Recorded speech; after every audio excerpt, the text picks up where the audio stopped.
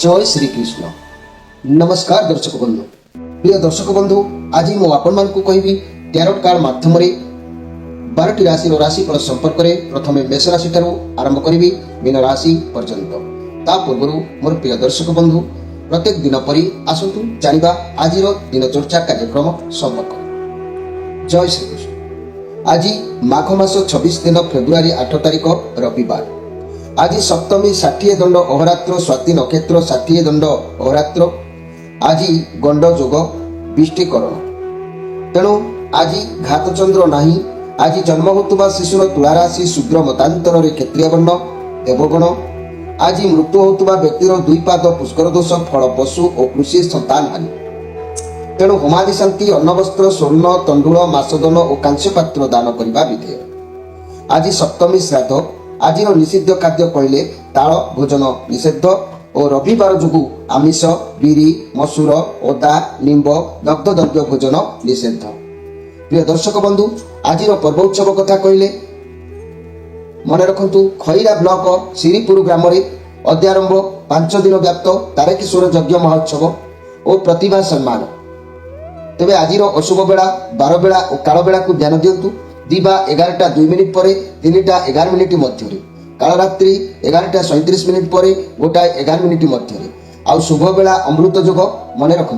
दिवा 7:08 पर 10:21 मध्य आउ रात्रि 7:13 पर 8:49 मध्य माहिंद्री जोग मन रखु। प्रातरु दिवा 7:09 मध्य संध्या 6:25 पर 7:12 मध्य रात्रि 12:01 पर। प्रिय दर्शक बंधु, ये थिला आज दिनचर्चा कार्यक्रम संपर्क में संक्षेप वार्ता आपण मानकु। एबे आसंतु मो कार्ड माध्यम 12टी कार्ड संग्रह करुछि। 12टी कार्ड रे 12टी राशि व्यक्ति मान भाग्य रे मो संक्षेप रे किछि कहिबे। प्रथम मेष राशि ठारो आरंभ करिवि मीन राशि पर्यंत। देखिबा कोन आसुछि मोर प्रिय 12टी राशि व्यक्ति मान भाग्य रे। जय श्री कृष्ण। फेब्रुआरी 8 तारिख रविवार कोन आसुछि 12टी राशि व्यक्ति मान भाग्य रे। प्रथमे मेष राशि। जय श्री कृष्ण।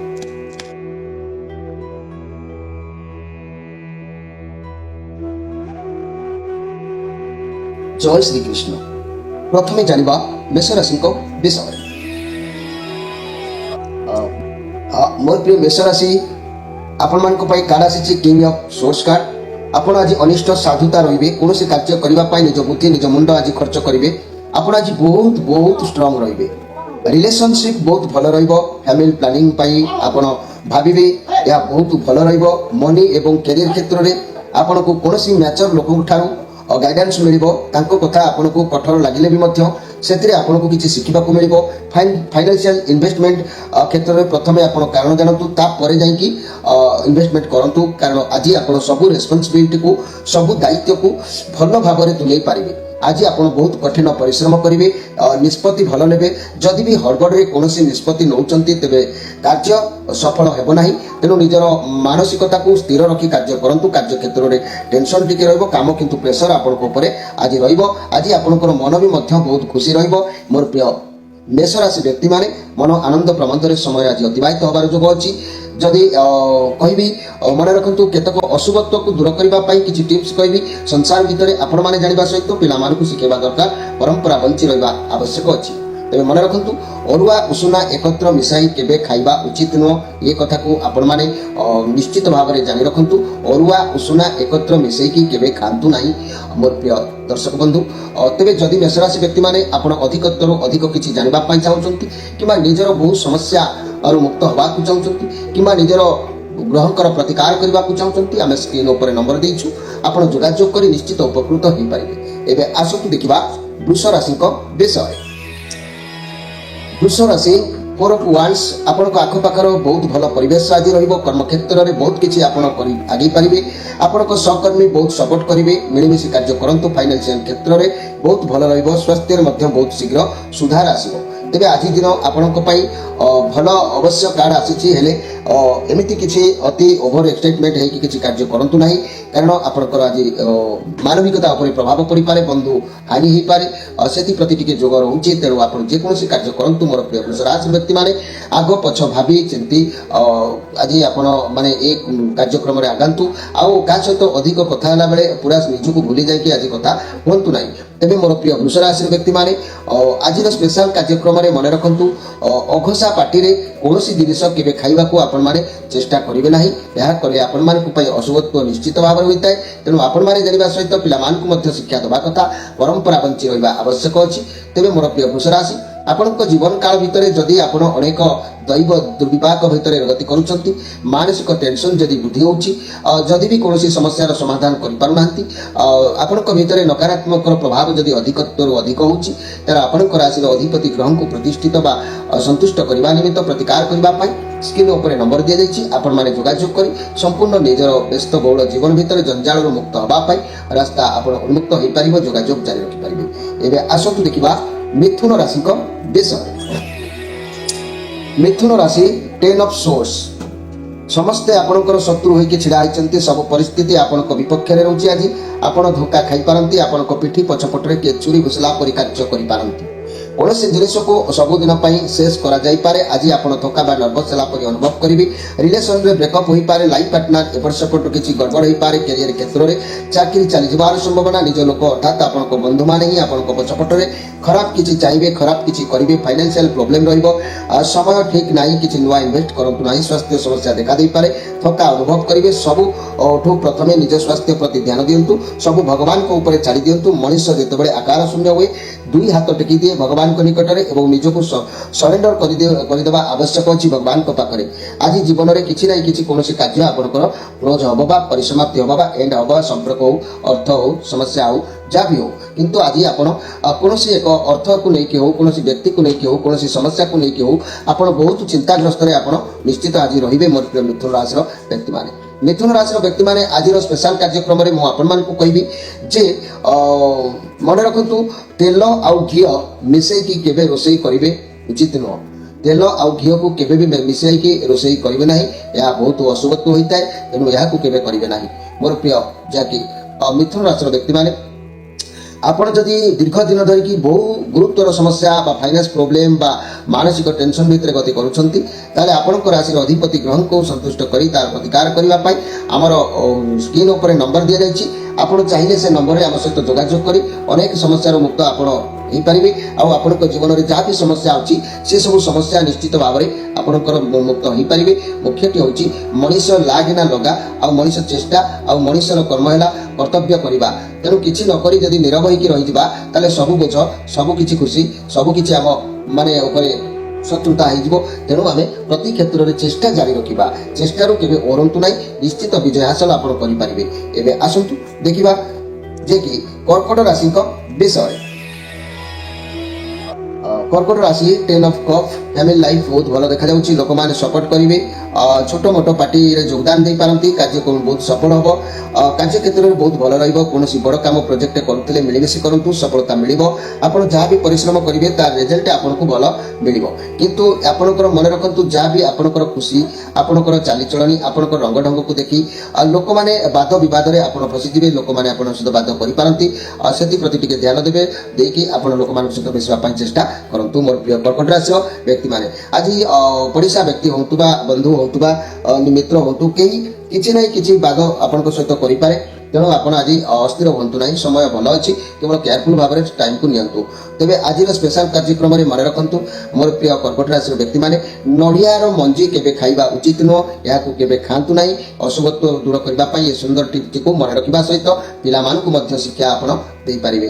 ଏବେ ମନେ ରଖନ୍ତୁ, ଜୀବନରେ ଯଦି ବି କୌଣସି ସମସ୍ୟାରେ ଆପଣ ବୁଡ଼ି ଯାଇଛନ୍ତି, ବାହାରି ପାରୁନାହାନ୍ତି, ସେ ଋଣ ହେଉ, ରୋଗ ହେଉ, ସମସ୍ୟା ଯାହା ବି କିଛି ହେଉ, ସମସ୍ୟା ମାନେ ହିଁ ସମସ୍ୟା। ତେଣୁ ଆପଣ ଯଦି ତାର ବାଟ ପାଉନାହାନ୍ତି, ଆପଣଙ୍କ ଗ୍ରହଙ୍କର ପ୍ରତିକାର କରିବା ପାଇଁ ଆମେ ସ୍କ୍ରିନ୍ ଉପରେ ନମ୍ବର ଦେଇଛୁ, ଯୋଗାଯୋଗ କରି ତାର ଅନେକ ପ୍ରକାର ପ୍ରତିକାରର ରହସ୍ୟ ଉନ୍ମୋଚନ କରିପାରିବେ। ଆଉ ଆପଣ ସେଇ ରହସ୍ୟମୟ ଘେର ମଧ୍ୟରୁ ମଧ୍ୟ ବାହାରି ପାରିବେ ଆପଣମାନେ ନିଶ୍ଚିତ ଭାବରେ। ଏବେ ଆସନ୍ତୁ ଦେଖିବା ସିଂହ ରାଶିଙ୍କ ବିଷୟ। ସିଂହ ରାଶି ଦ ମୁନ୍ କାର୍ଡ। ଆପଣଙ୍କ ଭିତରେ ଅହଙ୍କାରକୁ ତ୍ୟାଗ କରନ୍ତୁ। ଆପଣଙ୍କ ପାଖାପାଖି ଦ୍ରବ୍ୟ ପଜିଟିଭ ଭାବରେ ନିଶ୍ଚିତ କାମ କରିବ। ଆପଣଙ୍କର ହେବାକୁ ଥିବା କାର୍ଯ୍ୟ ଅବଶ୍ୟ ଭଲ ରହିବ। ତା ନହେଲେ କାର୍ଯ୍ୟ ବିଗିଡ଼ି ଯିବାର ସମ୍ଭାବନା ରହିପାରେ, ସତର୍କ ରୁହନ୍ତୁ। ତେଣୁ ଆଜି ଆପଣ ଯେକୌଣସି କାର୍ଯ୍ୟ କରନ୍ତୁ ନା କାହିଁକି ମୋର ପ୍ରିୟ ସିଂହ ରାଶି, ଆପଣଙ୍କ ନିଜ ଭାବ ପ୍ରବଣତା କାରଣରୁ ପ୍ରାୟ ସମୟରେ ଆପଣ ଚିନ୍ତିତ ରହୁଛନ୍ତି। ଆପଣଙ୍କର ଅହଂଭାବ କେବେ ବି ସାଟିସ୍ଫାଏଡ୍ ହେଉନାହିଁ, ଯାହାଦ୍ୱାରା ଆପଣ ସବୁବେଳେ ଚିନ୍ତାମଗ୍ନରେ ରହୁଛନ୍ତି, ସବୁବେଳେ ଉଦାସୀନ ରହୁଛନ୍ତି ଏବଂ ଆପଣଙ୍କ ଲାଇଫରେ କୌଣସି ନା କୌଣସି ଜିନିଷ ଏକ ଅଭାବ ରହୁଛି। ଆପଣଙ୍କ ଭିତରେ ସବୁବେଳେ ଗୋଟେ ଅହଂଭାବ ଭିତରେ କି ବେଳେବେଳେ ଜାଗ୍ରତ କରୁଛି, ତାକୁ ଦମନ କରିଦିଅନ୍ତୁ। କାରଣ ଏଇ ଯୋଗୁଁ ନିଜର ପସନ୍ଦର ଦ୍ରବ୍ୟ ହାତ ଛଡ଼ା ଆପଣ କରିଦେଉଛନ୍ତି। କିଛି ପାଇବା ପାଇଁ ହାତ ଛଡ଼ା ହେଇଯାଉଛି କିମ୍ବା କିଛି ନିଜ ଲୋକ ଯାହାକୁ ଜୀବନଠୁ ଅଧିକ ଭଲ ପାଉଥିଲେ ସେ ଦୂରେଇ ଯାଉଛନ୍ତି। ଏମିତି କିଛି ଆପଣଙ୍କର ହେବାକୁ ଯାଉଛି। ତେଣୁ କାର୍ଯ୍ୟ ସବୁବେଳେ ତୃତୀୟ ମଣିଷ ଦ୍ୱାରା ଖରାପ ହେଉଛି। ଆପଣଙ୍କର ଅହଂକାର ପାଇଁ କେହି ଆପଣଙ୍କୁ ସତ୍ୟ କହୁନାହାନ୍ତି। ଆପଣଙ୍କର ପାଖାପାଖି ବ୍ୟକ୍ତି, କେହି ପଡ଼ିଶା ବା କୌଣସି ବ୍ୟକ୍ତି, ଆପଣଙ୍କର ତୃତୀୟ ବ୍ୟକ୍ତି ଆପଣଙ୍କ ଘରକୁ ଡାଇଭର୍ଟ କରିବା ପାଇଁ ସବୁବେଳେ ଆପଣଙ୍କୁ ଚାହୁଁଛନ୍ତି। ସେଥିପ୍ରତି ଟିକେ କେୟାରଫୁଲ ରୁହନ୍ତୁ। ମୋର ପ୍ରିୟ ସିଂହ ରାଶି, ଆଜି ଆପଣ ଯେକୌଣସି କାର୍ଯ୍ୟ କରନ୍ତୁ, କାର୍ଯ୍ୟରେ ସଫଳତା ପାଇବେ, ମନ ଖୁସି ରହିବ, ପ୍ରଫୁଲ୍ଲିତ ରହିବ। ଦିନ ଆପଣଙ୍କ ପାଇଁ ଉତ୍ତମ ରହିଛି। ଆଜିର ସ୍ପେଶାଲ କାର୍ଯ୍ୟକ୍ରମରେ ମନେ ରଖନ୍ତୁ ମୋର ପ୍ରିୟ ସିଂହ ରାଶିର ବ୍ୟକ୍ତିମାନେ, ଦକ୍ଷିଣା ମୁହାଁ ହୋଇ ଖାଇବା ଠିକ ନୁହଁ। ତେଣୁ ଆପଣମାନେ କେବେ ବି ଦକ୍ଷିଣା ମୁହାଁ ହୋଇ ଖାଆନ୍ତୁ ନାହିଁ। ଏ ଅଶୁଭତ୍ୱକୁ ଦୂର ନିଶ୍ଚିତ ଆପଣଙ୍କ ଜୀବନରେ କରନ୍ତୁ। ପିଲାମାନଙ୍କୁ ମଧ୍ୟ ଏହା ଶିକ୍ଷା ଦିଅନ୍ତୁ। ଆଉ ଯଦି ଆପଣଙ୍କ ଲାଇଫରେ କିଛି ଘଟଣା, ଦୁର୍ଘଟଣା, ସମସ୍ୟା ଲାଗି ରହୁଛି, ଆପଣ ସମସ୍ୟା ମୁକ୍ତ ହୋଇପାରୁନାହାନ୍ତି, ସେ ଯେକୌଣସି ସମସ୍ୟା ହେଉନା କାହିଁକି ସମସ୍ୟାର ସମାଧାନ ଭଗବାନ ନିଶ୍ଚିତ ରଖିଛନ୍ତି। ତେଣୁ ଆପଣ ମାଧବ ପବିତ୍ର ବାଣୀ କାର୍ଯ୍ୟକ୍ରମରେ ଯୋଡ଼ି ହୋଇ ଫୋନ୍ ନମ୍ବର ଦିଆଯାଇଛି, ଯୋଗାଯୋଗ କରି ସମସ୍ୟା ମୁକ୍ତ ହୋଇପାରିବେ। ଜୀବନର ଜନ୍ମଜାତକ ଆପଣମାନେ ପରିଷ୍କୃତ ଭାବରେ ଦେଖି ତାର ପ୍ରତିକାର ମଧ୍ୟ ଆପଣମାନେ କରିପାରିବେ। ଏବେ ଆସନ୍ତୁ ଦେଖିବା କନ୍ୟା ରାଶିଙ୍କ ବିଷୟରେ। କନ୍ୟା ରାଶି, ଏଇଟ୍ ଅଫ୍ ୱାଣ୍ଡସ୍ ଆପଣଙ୍କ ଭିତରେ ବହୁତ ସାରା ସମସ୍ୟା ଦେଖାଦେବ। ଆଜି ଆପଣ ତାର ସମାଧାନ ଖୋଜିବାକୁ ଚେଷ୍ଟା କରିବେ। ଆପଣଙ୍କ ଲାଇଫରେ ଅନେକ ଅପରଚ୍ୟୁନିଟି ଆସିବ, ତାକୁ ହାତଛଡ଼ା କରିଦେଇଛନ୍ତି। କାରଣ ଆପଣ ଭାବିଛନ୍ତି ହଁ ମୁଁ କରିଦେବି, କିନ୍ତୁ ଏମିତି ହେଇଜ୍ଞାନ ଭିତରେ ସେ କାମ ଆପଣଙ୍କ ହାତରୁ ଚାଲିଯାଇଛି। ତେଣୁ ଆଜି ଆପଣଙ୍କ ପାଖକୁ ସମସ୍ୟା ଆସିବ, ହେଲେ ଆପଣ ତାକୁ ଧୀରେ ଧୀରେ ସମାଧାନ କରିବେ। ସମସ୍ୟାକୁ ଯଦି ଆପଣ ସାମ୍ନା ନ କରିବେ ତା ଆଗକୁ ବଡ଼ ସମସ୍ୟା ହେଇଯିବ। ଏହା ଶନିଙ୍କର କାର୍ଡ ଅଛି। ଆପଣ ଯାହା ବି ମିଳିବ ଜୀବନରେ ଧୀରେ ଧୀରେ ମିଳିବ। ସମସ୍ୟା ଆସିବ, ସଫଳତା ବି ନିଶ୍ଚିତ ଆପଣଙ୍କୁ ପ୍ରାପ୍ତି ହେବ। ତେଣୁ ଆଜି ଆପଣଙ୍କର ମନ ଉଦ୍ବେଗ ରହିବ। କୌଣସି କାର୍ଯ୍ୟ କରିବା ପାଇଁ ହେଉ, କୌଣସି ଲକ୍ଷ୍ୟ ସ୍ଥଳରେ ପହଞ୍ଚିବା ପାଇଁ ହେଉ, କୌଣସି ଜିନିଷକୁ ପାଇବା ପାଇଁ ହେଉ, ମନ ଭିତରେ ଗୋଟେ ଉତ୍କଣ୍ଠା ବଢ଼ିବ ବା ଉଦ୍ବେଗ ଆପଣଙ୍କର ଜାଗ୍ରତ ହେବ। ତେଣୁ ସେଥିପ୍ରତି ଆପଣ ସେହି ଧାରାରେ ଆଜି ସମୟ ଅତିବାହିତ କରିବେ। ଆଜିର ସ୍ପେଶାଲ କାର୍ଯ୍ୟକ୍ରମରେ ମୁଁ କହିବାକୁ ଚାହୁଁଛି, ଅଶୁଭତ୍ୱକୁ ଦୂର କରିବା ପାଇଁ ଗୋଟିଏ ଟିପ୍ସ କହୁଛି, ମନେ ରଖନ୍ତୁ। ଖାଇବା ବେଳେ ମୁଣ୍ଡରେ ହାତ କେବେ ଦିଅନ୍ତୁ ନାହିଁ। ଏ କଥାକୁ ମାଧବ ପବିତ୍ର ବାଣୀ କାର୍ଯ୍ୟକ୍ରମରେ ମନେ ରଖନ୍ତୁ। ଖାଇବା ବେଳେ ମୁଣ୍ଡରେ କେବେ ହାତ ଦିଅନ୍ତୁ ନାହିଁ। ଏ କଥା ଆପଣ ଜାଣିବା ସହିତ ପିଲାମାନଙ୍କୁ ମଧ୍ୟ ପରମ୍ପରାକୁ ଶିଖେଇ ବଞ୍ଚେଇ ରଖନ୍ତୁ। ମୋର ପ୍ରିୟ କନ୍ୟା ରାଶି, ଯଦି ଆପଣଙ୍କ ଜୀବନ କାଳ ଭିତରେ ଅନେକ ଘଟଣା, ଦୁର୍ଘଟଣା, ସମସ୍ୟା, ଫାଇନାନ୍ସ ଯାବତୀୟ ପ୍ରକାର କିଛି ଘଟୁଛି, ତେବେ ଆପଣ ନିଶ୍ଚିତ ଭାବରେ ଆମ କାର୍ଯ୍ୟକ୍ରମରେ ନମ୍ବର ଦିଆଯାଇଛି, ନିଜର ଜନ୍ମଜାତକ ସେୟାର କରିପାରିବେ, ପୂର୍ଣ୍ଣ ପ୍ରତିକାର କରିପାରିବେ। ଯଦି କୌଣସି ଆପଣଙ୍କର ତ୍ରୁଟି ରହୁଛି ଯାହାଫଳରେ କି ଆପଣ ଉଚିତ ପଥରେ ପହଞ୍ଚି ପାରୁନାହାନ୍ତି, ବାରମ୍ବାର ଗୋଡ଼ ଟାଣିକି ଧରୁଛି, ଶତ୍ରୁ ହେଉ ବା କୌଣସି ଋଣ ହେଉ ବା ରୋଗ ହେଉ ବା ସମସ୍ୟା ହେଉ, ତେବେ ଆପଣଙ୍କ ରାଶିର ଅଧିପତି ଗ୍ରହଙ୍କ ପାଇଁ ପ୍ରତିକାର କରିବା ନିମିତ୍ତ ଯୋଗାଯୋଗ ଜାରି ରଖି ତାର ସଠିକ ପ୍ରତିକାର କରି ଉପକୃତ ହୁଅନ୍ତୁ। ଏବେ ଆସନ୍ତୁ ଦେଖିବା ତୁଳା ରାଶିଙ୍କ ବିଷୟରେ। ତୁଳା ରାଶି, ଏସ୍ ଅଫ୍ କପ୍, ବହୁତ ସୁନ୍ଦର କାର୍ଡ ଆସିଛି। ଭଗବାନ ଆପଣଙ୍କ ଉପରେ ଆଶୀର୍ବାଦ ଆଜି ରଖିଛନ୍ତି। କୌଣସି କାର୍ଯ୍ୟ ଆଜି କରିବେ କିମ୍ବା କୌଣସି ବ୍ୟକ୍ତିକୁ ଆଜି ସମ୍ପର୍କ ରଖିବେ, ନୂଆ ବ୍ୟବସାୟ କରିବେ କିମ୍ବା ଯାହା କିଛି କରନ୍ତୁ ନା କାହିଁକି, ସର୍ବଦା ଭଗବାନ ଆପଣଙ୍କ ଉପରେ କୃପା ଦୃଷ୍ଟି ରଖୁଛନ୍ତି। ଆପଣ ଯେଉଁ କାର୍ଯ୍ୟ କରିବେ ତାର ପୂର୍ଣ୍ଣ ସଫଳତା ଆପଣଙ୍କୁ ମିଳିପାରିବ। ସେଥିରେ ଭଗବାନ ରହୁଛନ୍ତି। କୌଣସି ନୂଆ ଜିନିଷର ଏକ ଶୁଭାରମ୍ଭ କରିପାରନ୍ତି। ବହୁତ ଭଲ ହେବ। ଇଏ ବହୁତ ବଢ଼ିଆ କାର୍ଡ ଅଛି ମୋର ପ୍ରିୟ, ଯାହାକି ତୁଳା ରାଶିର ବ୍ୟକ୍ତିମାନେ ଆପଣଙ୍କ ପାଇଁ ଆଜି ଯେକୌଣସି କାର୍ଯ୍ୟ କରନ୍ତୁ ନିଶ୍ଚିତ ସଫଳ ସୀମାରେ ପହଞ୍ଚି ପାରିବେ। ଆପଣଙ୍କର କି ପ୍ରତିବନ୍ଧକ ସାଧିବ ନାହିଁ। କେବଳ ଆଜି ଯେହେତୁ ଆପଣଙ୍କର ଶ୍ରୀଚନ୍ଦ୍ର ଯୋଗ ରହୁଛି, ଯାହା କରିବେ ଧୀର ଭାବରେ କରିବେ, ତରବରିଆ ହୋଇକି କିଛି କାର୍ଯ୍ୟ କରନ୍ତୁ ନାହିଁ। ଦିନ ଆପଣଙ୍କ ପାଇଁ ଉତ୍ତମ ରହୁଛି ମୋର ପ୍ରିୟ ତୁଳା ରାଶିର ବ୍ୟକ୍ତିମାନେ। ତେବେ ଆଜିର ସ୍ପେଶାଲ କାର୍ଯ୍ୟକ୍ରମରେ କହିବି, ଅଶୁଭତ୍ୱକୁ ଦୂର କରିବା ପାଇଁ ଗୋଟେ ସୁନ୍ଦର କଥା ମୁଁ କହିବି, ମନେ ରଖନ୍ତୁ। ଅରୁଆ ଉଷୁନା ଏକତ୍ର ମିଶାଇ କେବେ ବି ଆପଣ ଖାଆନ୍ତୁ ନାହିଁ। ଏହା ବହୁତ ଅଶୁଭ ହୋଇଥାଏ। ତେଣୁ ଏ କଥାକୁ ଆପଣ ଜାଣିବା ସହିତ ଆପଣମାନଙ୍କର ପିଲାମାନଙ୍କୁ ଶିଖାଇ ପରମ୍ପରାକୁ ବଞ୍ଚାଇ ରଖନ୍ତୁ ମୋର ପ୍ରିୟ ତୁଳା ରାଶିର ବ୍ୟକ୍ତିମାନେ। ତେବେ ତୁଳା ରାଶିର ବ୍ୟକ୍ତିମାନେ ଜୀବନ ପଥରେ ଯଦି ଆପଣ ଅନେକ ସମସ୍ୟା ଦୀର୍ଘ ଦିନ ଧରିକି ପଡ଼ିକି ରହିଥିଲେ, ସମସ୍ୟା ମୁକ୍ତ ହୋଇପାରୁନଥିଲେ, ଏବେ ବି ଆପଣ କାର୍ଯ୍ୟକ୍ରମରେ ନମ୍ବର ଦିଆଯାଇଛି, ଯୋଗାଯୋଗ କରି ପୂର୍ଣ୍ଣ ପ୍ରତିକାର କରିପାରିବେ। ଆଉ ସମସ୍ୟା ବହୁଳରୁ ମୁକ୍ତ ହୋଇ ନିଶ୍ଚିତ 2026ରେ ଉପକୃତ 100ରୁ 100 ନିଶ୍ଚିତ ହୋଇପାରିବେ। ଏବେ ଆସନ୍ତୁ ଦେଖିବା ବିଛା ରାଶିଙ୍କ ବିଷୟରେ। ବିଛା ରାଶି, 5 ଅଫ୍ ପେଣ୍ଟାକ୍ଲସ୍ ଆପଣଙ୍କ ହାତରୁ କୌଣସି ଅର୍ଥ କୌଣସି ସମସ୍ୟା ପାଇଁ ଖର୍ଚ୍ଚ ହୋଇପାରେ, ଚିନ୍ତାଗ୍ରସ୍ତ ରହିପାରନ୍ତି, ବହୁତ ଉଦାସୀନ ରହିବେ, ସ୍ୱାସ୍ଥ୍ୟ ସମସ୍ୟାକୁ ନେଇ ହେଉ, ଅର୍ଥ ଅଭାବକୁ ନେଇକି ହେଉ ବହୁତ ଦୁଃଖିତ ରହିବେ। ଏ କାର୍ଡ ନେଗେଟିଭ ଅଛି, ତେଣୁ ଆଜି ଆପଣ ସବୁକିଛି ଈଶ୍ୱରଙ୍କ ଉପରେ ଛାଡ଼ି ଦିଅନ୍ତୁ। ତେବେ ସବୁକିଛି ଈଶ୍ୱରଙ୍କ ପାଦପଦ୍ମ ତଳେ ସମର୍ପଣ ନିଜକୁ କରିଦିଅନ୍ତୁ।